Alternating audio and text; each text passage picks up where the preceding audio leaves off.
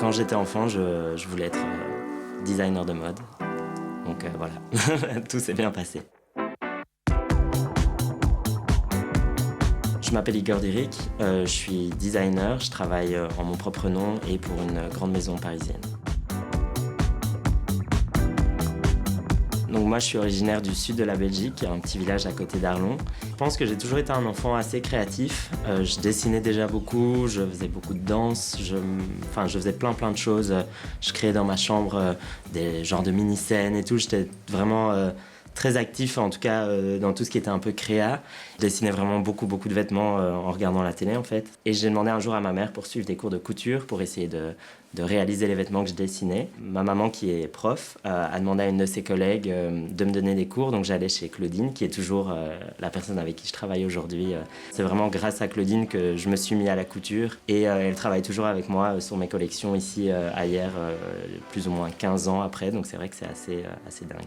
Je suis designer junior chez Hermès Homme, enfin pour la catégorie homme. Et je travaille du coup sur le tailleur, le sportswear et le cuir. Donc c'est une partie assez large de la collection. Mon rêve, ce serait un moment juste d'avoir le sentiment d'avoir une vraie influence sur une collection, que ce soit en mon nom ou une collection pour une marque.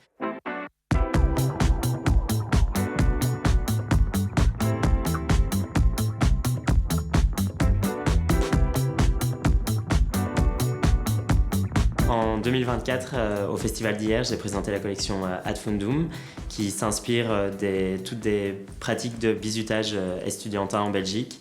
Donc, en déménageant à Paris, je me suis rendu compte qu'en fait, c'était quelque chose qui était vraiment propre à la culture belge, cette idée de baptême étudiant. Et donc, ma collection reprend un peu les codes du vestiaire étudiant. Donc, vraiment ce contraste entre des vêtements de fête, de lendemain de soirée, des vêtements à la fois élégants et pas du tout. Je veux dire ici, par exemple, c'est une simple chemise. J'ai travaillé tout un imprimé qui rappelait une autre silhouette de la collection qui était inspirée de la bière.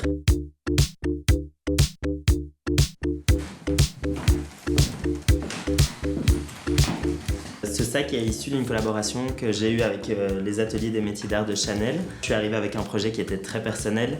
J'avais envie de reproduire un sac qui rappelait la forme d'un casier de bière. On voit vraiment la référence très directe aux écharpes que les étudiants portent dans ces différentes soirées. Mais on voit du coup les éléments sous le sac qui rappellent vraiment les éléments du casier, donc ces lignes en plastique pour pouvoir les empiler. Et donc c'est vraiment un sac entre guillemets haute couture qui a été fait dans des ateliers en France, mais qui rappelle du coup quelque chose de chez moi.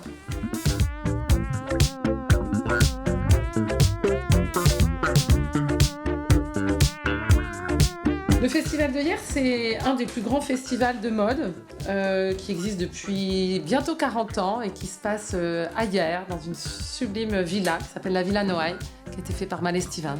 Tu te souviens, Igor, finalement, t'es le premier finaliste de la 38e que j'ai rencontré à Paris. Ouais. Et après, on ne s'est plus quitté puisque tu as fait plein d'interviews avec nous. Tu venais faire ici.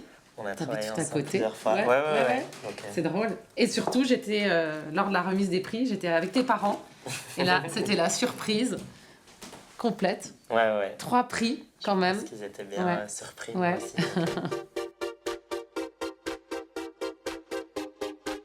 Je pense qu'il y a plein de choses qui font aussi qu'un créateur entre guillemets fonctionne ou fonctionne moins. Moi j'ai eu la chance que ma collection, la première collection avec laquelle j'ai remporté le festival, parlait à la fois d'un sujet sociétal mais de manière entre guillemets humoristique et de manière assez distanciée du sujet quand même, ce qui a plu à beaucoup de gens parce que c'était une collection à la fois engagée mais qui au final était quand même centrée sur le vêtement.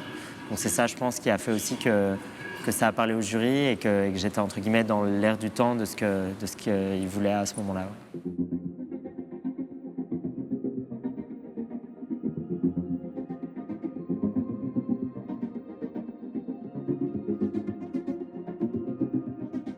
Ici, du coup, on est à la Fondation Alaïa.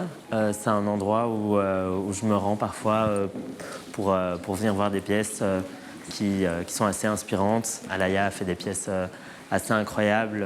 C'est vrai que c'est un endroit où j'aime bien venir pour voir un peu des pièces d'archives, des pièces qu'on a vues dans les magazines, qu'on n'a plus l'habitude de voir en vrai.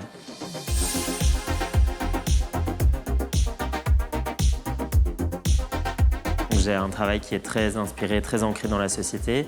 Mais bien sûr, je regarde aussi beaucoup de défilés de créateurs actuels et anciens. Pour toute la partie inspiration, forcément, c'est un peu plus ancien.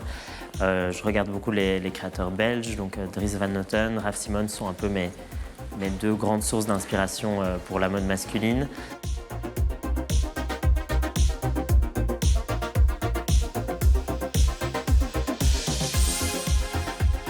Le premier gros travail, c'est un travail de recherche qui est assez intéressant, que ce soit dans mon travail personnel ou même au sein d'une maison comme Hermès. C'est un travail de recherche qui est assez énorme. Moi, la partie qui me plaît le plus, c'est le design en tant que tel, donc le dessin, et vraiment essayer de construire un vêtement, que ce soit sur une silhouette ou en faisant des essais matières et tout. Donc c'est vraiment toute la partie très concrète qui me plaît beaucoup. Quand même, dès le début, un peu une idée de où je vais aller. Alors il y a une petite marge d'erreur, mais qui est généralement assez contrôlée quand même dans mon travail.